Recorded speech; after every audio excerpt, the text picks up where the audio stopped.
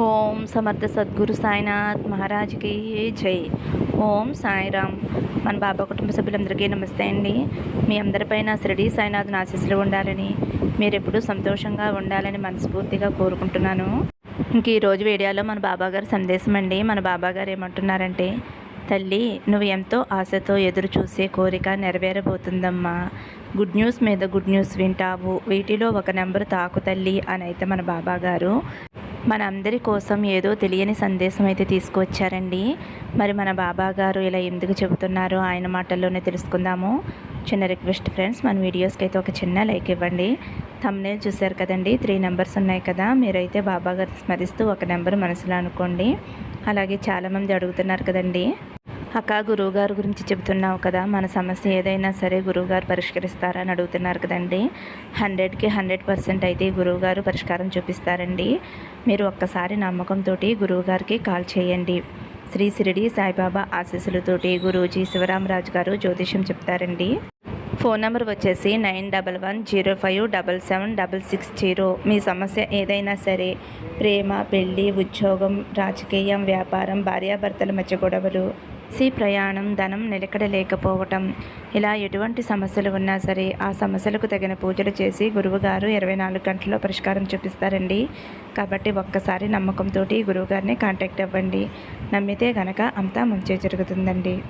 Friends, మీరైతే బాబా గారిని స్మరిస్తూ ఒక నెంబర్ మనసులో అనుకోండి. ముందుగా అయితే మొదటి నెంబర్ తాకిన వారి గురించి అయితే మన బాబా గారు ఇలా అంటున్నారు. తల్లి, నీ మనసుకు సంతోషం కలిగించే తీయటి శుభవార్త చెబుతానమ్మా. నా మీద నమ్మకంతో 2 నిమిషాలు విను తల్లి. నీ అన్ని విషయాలకి కూడా నేను బాధ్యత తీసుకుంటున్నాను. నువ్వు కోరింది జరగకుండా కష్టాలు మీద కష్టాలు వచ్చి పడుతూ ఉంటే మనసు విసుగు చెందిపోయి ఉన్నావు కదమ్మా. ఇలా నిన్ను చుట్టుముట్టిన సమస్యల నుండి నిన్ను కాపాడేందుకు నీ బాబా తండ్రిని నేనే స్వయంగా నీ వద్దకు వచ్చానమ్మా. అంతేకాకుండా ఇక నీ జీవితంలో సమస్యలు, కష్టాలు రాకుండా నీ జీవితానికి సంబంధించిన ఒక మంచి రహస్యం చెబుతాను, జాగ్రత్తగా విను తల్లి. నేను చెప్పేది ఎవరి దగ్గర కూడా చెప్పకుండా అనుసరించు. ఎవరి దగ్గర కూడా మోసపోవద్దు, అవమానపడవద్దు. అన్ని సమస్యలకి కూడా పరిష్కారం చూపించి మంచి సలహాలను, మంచి మార్గాన్ని చూపిస్తానమ్మా. ఆశపడ్డది దొరకాలి అంటే కొంచెం కష్టపడాలి తల్లి. కానీ ఓటమి, మోసం నిన్ను వెంబడిస్తున్నాయి అని భయపడి నువ్వు చేసే పని నుంచి అస్సలు వెనకంజు వేయవద్దు తల్లి. మార్పు కావాలి అంటే కొన్నిటిని దాటి వస్తేనే విజయం అందుకుంటావమ్మా. కష్టాలను, అపజయాలను చూసి ఇక నా జీవితంలో మంచి రాదా అని నువ్వు భయపడవద్దు తల్లి. నాకు మంచి కాలం ఆరంభం అయింది అని తెలుసుకో అమ్మా. ఇవన్నీ దాటి నిలబడితేనే జీవితం అని తెలుసుకో బిడ్డ. కష్టాలను, బాధలను, అవమానాలను అన్నిటినీ కూడా దాటి తీరాల్సిందేనమ్మా. ఇప్పటి వరకు కష్టం, దుఃఖం అనుభవించిన నీకు ఇక మీదట సంతోషం, ఆనందం నీ జీవితంలోకి రాబోతున్నాయి తల్లి. నువ్వు అదృష్టాన్ని ఒక పెద్ద మొత్తంలో అందుకోబోతున్నావమ్మా. నువ్వు గెలవాలి అంటే ఏమి చెయ్యాలో తెలుసా తల్లి? నీ వల్ల ఏది కాదు అని అనుకుంటున్నారు వాళ్ళ ముందు నువ్వు చేయవలసింది చేసి గెలిచి చూపించాలి. ఇక ఇలాంటి విషయాలు మాత్రమే నీ జీవితంలో జరుగుతాయి తల్లి. అంటే గెలుపు మాత్రమే నీ జీవితంలో ఉండాలి. అలాంటప్పుడు నిన్ను చూసి కొంతమంది వారవలేక అలాంటప్పుడు నీపై ద్వేషాన్ని చూపిస్తారమ్మా. అలాంటప్పుడు కోపాన్ని తగ్గించుకుని మౌనంగా ఉండమ్మా. ఆ కోపం నిన్ను ఎంతకైనా దిగజార్చుతుంది. నువ్వు కోపాన్ని అదుపులో ఉంచుకో అమ్మా. ఎవరైనా నిన్ను దూరం పెట్టారు అంటే వారికి దూరంగా ఉండు. అదే నీ దగ్గరికి వచ్చేలా, నిన్ను అర్థం చేసుకునేలా అటువంటి సందర్భం వారికి నేను కల్పిస్తాను. ఎవరైనా నిన్ను పొగిడితే పొంగిపోవద్దు. నిన్ను హేళన చేసినప్పుడు కృంగిపోవద్దు తల్లి. అన్నీ మారుతాయి, అందరూ ఒకేలా ఉంటారు అని నువ్వు అనుకోవద్దు తల్లి. ఈ విషయాలు గుర్తుపెట్టుకోవాలి. కాలం అనేది ఎప్పుడూ కూడా ఒకేలా ఉండదు. ఎవరైతే నిన్ను హేళన చేశారో, ఎవరైతే నిన్ను చులకనగా చూశారో వారే నీ దగ్గరికి నిన్ను వెతుక్కుంటూ వచ్చేలా నువ్వు ఎదగాలి తల్లి. అటువంటి సందర్భం నువ్వే కల్పించుకోవాలి. నీకు బాధ అని అనిపించినా, అవమానం అని అనిపించినా నీరు మాత్రం అస్సలు బయటకు రానివ్వద్దు తల్లి. ఎందువల్లంటే ఆ కన్నీరే నీకు బలహీనత అయిపోతుంది. ఓపిక, సహనంతో ఉండు. నీ బాబాని తలుచుకుని ఎదగాలి, జీవితంలో స్థిరపడాలి అని పట్టుదలతో ఉండు తల్లి. అప్పుడు నువ్వు వాళ్ళ ముందు ఒక మంచి స్థాయికి వస్తావు. మంచి స్థాయికి వచ్చేలా నువ్వు శ్రమించాలి. ఓటమి వచ్చినప్పుడు ధైర్యంగా ఎదుర్కోవాలి. ముఖ్యంగా విజయం వచ్చినప్పుడు చాలా అనుకువగా ఉండాలమ్మా. నువ్వు చెప్పిన ఈ మాటలు గుర్తుంచుకుంటే నీ జీవితంలో కష్టాలు సమస్యలు అనేవి అస్సలు ఉండవు తల్లి. ఈ జీవితంలో ఎలాంటి చిక్కుముడులు సమస్యలు అనేవి రాకుండా నేను చూసుకుంటానమ్మా. ఇక నిన్ను ఎవరూ కూడా తాకలేనంతగా ఎదిగేలా నేను చేస్తానమ్మా. ఎవరైతే నీకు ఇష్టమవుతారో, ఎవరైతే నీకు నచ్చుతారో వారితో సంతోషంగా ఉండు తల్లి. ఎవరైతే నీకు నచ్చరో, ఎవరితో అయితే నీకు ఇబ్బందిగా ఉందో వారికి నువ్వు సంతోషంగా దూరమైపో తల్లి. అప్పుడే నువ్వు ప్రశాంతంగా జీవించగలుగుతావు. నిజాయితీగా, ధర్మంగా, న్యాయంగా ఉన్న నువ్వు ఎవరూ ఏమీ చేయలేరమ్మా. ఎలా జీవించాలి, నా భవిష్యత్తు ఎలా ఉంటుందో ఏమోనని అసలు దిగులు పెట్టుకోవద్దమ్మా. నీకు చిక్కులు కలిగించే విషయాలు, బాధ పెట్టే విషయాలు అసలు నీ దరికి నేను చేరనివ్వనమ్మా. నా మీద నమ్మకం పెట్టుకున్న నిన్ను నీ నమ్మకాన్ని వమ్ము చేయనమ్మా. నీ ప్రార్థనలన్నీ కూడా నేను నెరవేరుస్తాను తల్లి. నువ్వు కోరిన సంతోషం నీకు అందిస్తాను. ఎలాంటి ఆపద నీకు రాకుండా నేను చూసుకుంటానమ్మా. నువ్వు ఆనందంగా ఉంచే బాధ్యత నాది. నీకు అంతా కూడా ఇకపై శుభకరంగా ఉంటుంది. భవిష్యత్తు బంగారుమయమవుతుంది. కాబట్టి నేను చెప్పిన మాటలు గుర్తుంచుకుని పాటించి నా మీద నమ్మకంతో ఉండు. అప్పుడు నీ జీవితంలో గెలుపు అనేది నిరంతరం అవుతుంది. ఉంచుకో తల్లి. ఇకపై మనసులో ఎలాంటి ఆలోచనలు పెట్టుకోకుండా ప్రశాంతంగా సంతోషంగా ఉండమ్మా. మొదటి నెంబర్ తాకిన వారి గురించి అయితే మన బాబా గారు ఎలా చెబుతున్నారండి. ఇప్పుడు రెండవ నెంబర్ తాకిన నా బిడ్డ ఎవరైతే ఉన్నారో, తల్లి నీ శక్తి సామర్థ్యాల మీద నాకు ఎంతో నమ్మకం ఉంది. నీ వాళ్లకు, నీతో ఎన్నాళ్ళు కలిసి ప్రయాణం చేసిన వాళ్ళకి ఎవరికైనా సరే నీ మీద నమ్మకం లేకపోవచ్చు. కానీ నీ శక్తి సామర్థ్యాలేమిటో నాకు తెలుసు తల్లి. నాకు నమ్మకం ఉందమ్మా. కాకపోతే ఎవరికో నీ మీద నమ్మకం లేకపోతే పర్వాలేదు, కానీ నీ మీద నీకే నమ్మకం లేకుండా పోతుంది. మరి ఎలా తల్లి? ఎందుకని అంతలా నిరాశ చెందిపోయి నిన్ను నువ్వే నమ్ముకోవటం మానేశావు? బిడ్డ, నేను నీకు ఒకటి చెబుతాను, జాగ్రత్తగా వినమ్మా.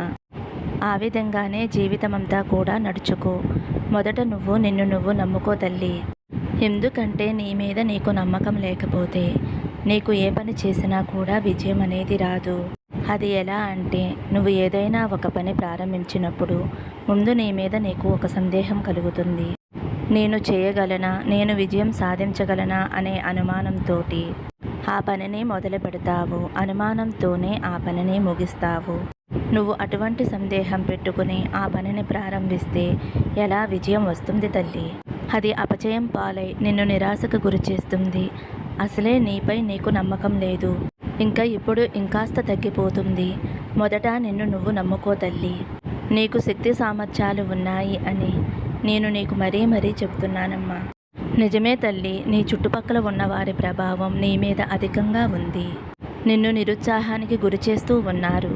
కొందరు నీ గురించి తెలియక అలా చేస్తే, ఇంకొందరు నీ గురించి తెలిసి, నీ తెలివితేటల గురించి తెలిసి ఎక్కడ మంచి స్థాయికి వెళతావేమోనన్న భయంతో కొందరు నిన్ను వెనక్కి లాగేవాళ్ళు ఉన్నారు.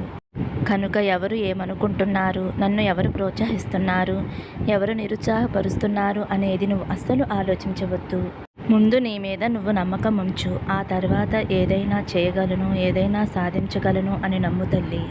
నేను నీకు తోడుగా ఉంటాను. నువ్వు ఏ పని చేసినా అందులో విజయం సాధించటానికి నువ్వు కృషి చేస్తే దానికి తగిన ఫలితం నేను కలిగేలా చేస్తానమ్మా. ఎప్పుడూ కూడా ఎవరో వచ్చి నన్ను ప్రోత్సహించాలి, వారు దారి చూపించాలి, వారు సలహాలు ఇవ్వాలి అనే ఆలోచన ఎప్పుడూ కూడా పెట్టుకోవద్దు తల్లి. అలాంటప్పుడు ఎక్కడా కూడా నిజాయితీ అయిన సలహా దొరకదు. నీ మనసుకు నీకు తెలుస్తుందమ్మా, నువ్వు చేసేది సరైనదా కాదా అని. ఇక నీకు నమ్మకం లేకపోతే నన్ను మనసులో తలుచుకో తల్లి. నీకు సరైన ఆలోచన కలిగేలా చేస్తాను. నువ్వు చేసే ప్రతి పనిలోనూ నమ్మకం పెట్టి చెయ్యాలి అని, తద్వారా విజయాలు సాధించి ఉన్నత శిఖరాలకు చేరాలి అని నా ఆశీస్సులు నీకు ఎప్పుడూ అందిస్తానమ్మా. ఫ్రెండ్స్, రెండవ నెంబర్ తాకిన వారి గురించి అయితే ఇలా చెప్తున్నారండి. ఇప్పుడు మూడవ నెంబర్ తాకిన నా బిడ్డ ఎవరైతే ఉన్నారో, బిడ్డ, నీ చేయి వదిలేశాను అని నన్ను నిందిస్తూ ఉన్నావా? నేను ఎప్పుడూ కూడా నిన్ను వదలలేదు తల్లి. నేను నీతోనే ఉంటున్నాను, నీ వెనకే తిరుగుతున్నాను. నువ్వు ఏ పని చేసినా సరే అందులో విజయం సాధించేలా నీతో ప్రయత్నం చేయిస్తున్నానమ్మా.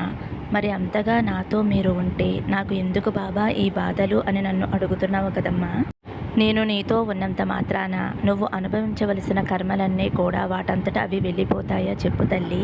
నేను నీతో ఉండేది నీ చెడు సమయంలో, నీ సమయం బాగా లేనప్పుడు నిన్ను జాగ్రత్తగా ఒక దారికి తీసుకురావటానికి నేను నీ చుట్టూ తిరుగుతూ ఉంటాను. ఎందుకంటే అటువంటి సమయంలో నీ మనసు ఎటువంటి చెడు ఆలోచనలు కానీ ఎటువంటి చెడు నిర్ణయాలు తీసుకోకుండా ఆపేది నేనే తల్లి. అయితే నువ్వు నన్ను అర్థం చేసుకోకుండా నువ్వు పడే కష్టాల నుండి నిన్ను విముక్తి చేయలేదు అని, లెక్కించలేదు అని అనుకుంటూ బాధపడుతూ ఉన్నావు. అది ఎంతవరకు నిజమో నువ్వే ఆలోచించమ్మా. ఇంత కష్టకాలంలో కూడా నువ్వు ఈ రోజు వరకు ధైర్యంగా నిలబడ్డావు. ఏదో ఒక రకంగా నీకు రోజు గడుస్తుంది. అటువంటప్పుడు నేను నీతో ఉన్నట్టా లేనట్టా తల్లి. నేను కనుక ఈ కర్మలన్నీ ఇప్పుడే తీసివేస్తే నువ్వు మరలా మరలా అనుభవించవలసి వస్తుంది. కానీ నేను అనుకున్నది ఏమిటి అంటే, ఇన్ని రోజులు అనుభవించావు కదా, ఇంకొద్ది రోజుల్లో నీకున్న చెడు కర్మలన్నీ తీసివేసి వాటి స్థానంలో మంచి కర్మను ప్రవేశించాలి అని, దాని వలన నువ్వు జీవితాంతం ఆనందంగా సంతోషంగా జీవించాలి అని తల్లి. నేను కూడా ఆశపడుతున్నానమ్మా. ఇక నీ జీవితం అంతా కూడా సుఖ సంతోషాలతోనే నిండిపోయి ఉంటుందమ్మా. ఇకపై ఏ జన్మలోనూ కూడా నీకు ఎటువంటి చెడు కర్మలు కూడా అంటవు తల్లి. నీ కష్టాలన్నీ ముగిసిపోయే సమయం ఆసన్నమైందమ్మా. అతి త్వరలోనే నీ చెడు కర్మలన్నీ ముగిసిపోయి నీ భవిష్యత్తు బంగారుమయం చేసుకోబోతున్నావు. సుఖ సంతోషాలతో జీవించబోతున్నావు. కనుక శాంతంగా ఉండు తల్లి. నువ్వు అనుకున్నట్లే అంతా సమస్తం జరుగుతుంది. అనుకున్నట్లు జరిపిస్తాను అని నీకు నేను సత్యప్రమాణం చేస్తున్నానమ్మా. నువ్వు ఆనందంగా జీవించాలని, నీ కుటుంబంతో కలిసి హాయిగా జీవించాలని నా ఆశీస్సులు నీకు అందిస్తున్నానమ్మా. ప్రతినిత్యము కూడా నా నామం జపిస్తూ ఉండు. విభూది ధారణ చేస్తూ ఉండు. నా సాయి సచరిత్ర పారాయణం చేస్తూ ఉండు. నా కథలు, నా సందేశాలు, నా మాటలు వింటూ ఉండు తల్లి. కున్నంతులో పేదవారికి సహాయం చేస్తూ ఉండు. నువ్వు చేయవలసింది ఇదే తల్లి. ఉంటే నీ జీవితమంతా కూడా ఆనందంగా సంతోషంగా ఉంటుందమ్మా. సర్వే జన సుఖినో భవంతు. సమస్తం సద్గురు సాయినాథార్పణమస్తు. శుభం భవతు. జై సాయిరామ్.